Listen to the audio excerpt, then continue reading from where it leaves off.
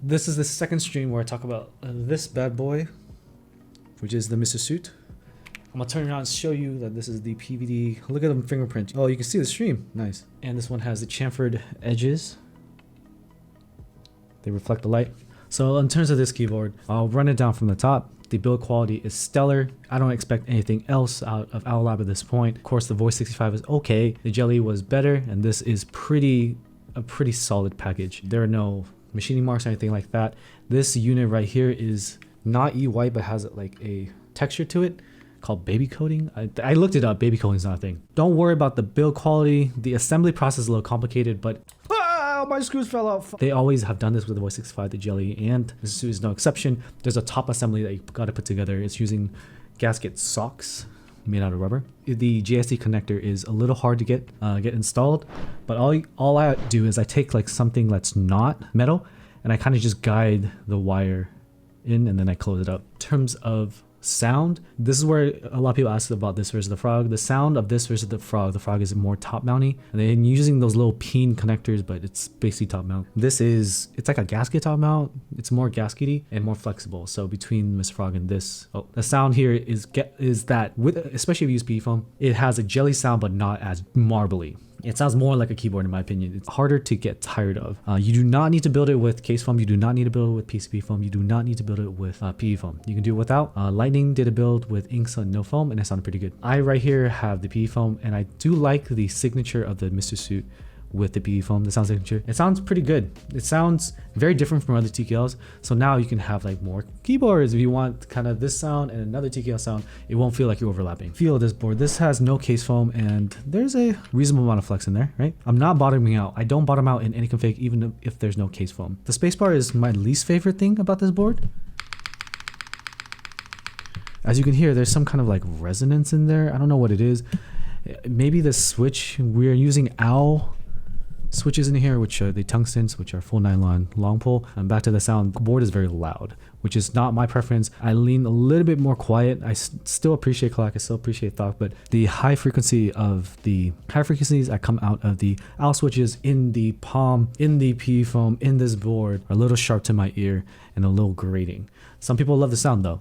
Yeah, feels flexible and not bottoming out, which is a good thing. You're always concerned about bottoming out and shorting. It's a TKL, so it's just a lot of keys. F13 is nice, so you get that little flare. Mr. Suit versus Frog, I like this more than the Frog because the Frog spacebar, especially without case foam, sounds like really weird. It sounds not designed properly in my opinion. Yeah, in here I have the spacebar foam as well underneath the plate and above the PCB. This is 90 ounces, 5.6 pounds, 2.5 kilos. So not the heaviest thing in the world, but solid. And more over 6 pounds is where I get distracted. I'm like, it's a little heavy. And because of the way it's designed, there's a handle to pick it up. Oh, we gotta talk about the glossy, the chamfers. I always mix up the words.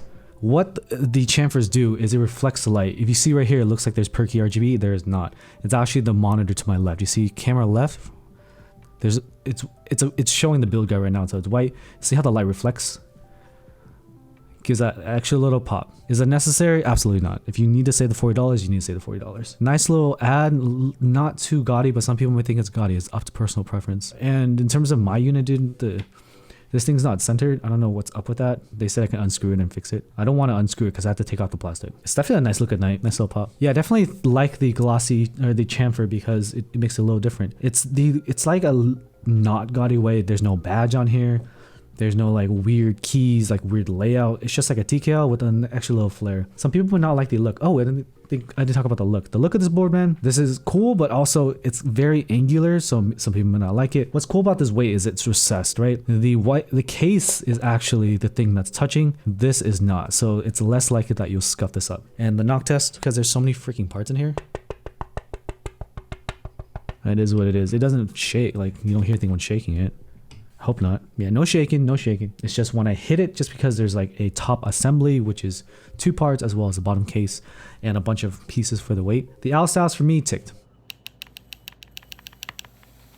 Owlstabs are not the end-all solution to stabs. In terms of performance, the Owlstabs ticked in under like 3 hours of usage. So if the wire is not straight and it's gonna tick, it's gonna tick.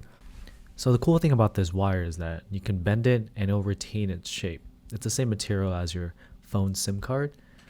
and as I was testing, I was scared it was going to snap right into my keyboard. Problem with this is if it's bent and not flat, you can't balance it. So if it ticks, it's going to tick forever. Also, due to the stem design being smaller, holee modding is very difficult, if not impossible. Your mileage may vary. Some people have had success holee modding the R1 or the first run of Owlstabs, and some people said it didn't fit. I tested with the same PCB, the Stabies, and the Stabies performed exceptionally well. I would not use it stock, but the Stabies survived the sus test, which is using my massage guns.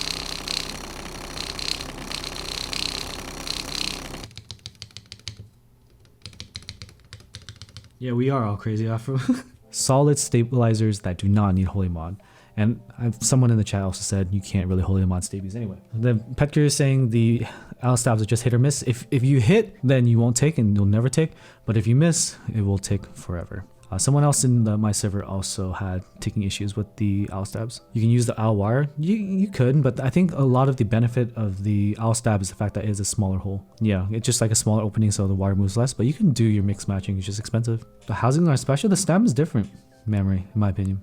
If it works, then I'll keep the wire. I'm not going to throw it out. For me, I talked to Sierra, and the stem itself is also designed differently to have less vertical movement. Yeah, so it goes up less, which in theory is the same thing as doing a holee mod, where this is the opening, right? You put in a band-aid on top to reduce, or a band-aid like this, and you reduce the space. That's my thoughts on it. Whether or not it's worth the buy, in stock is always better, dude. I ain't waiting for GB for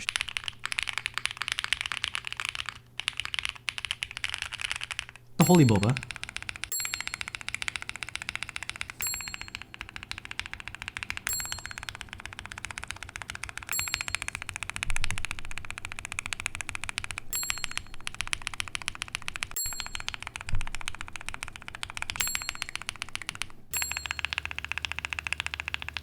Sounds like a freaking ink, man. Oh my god.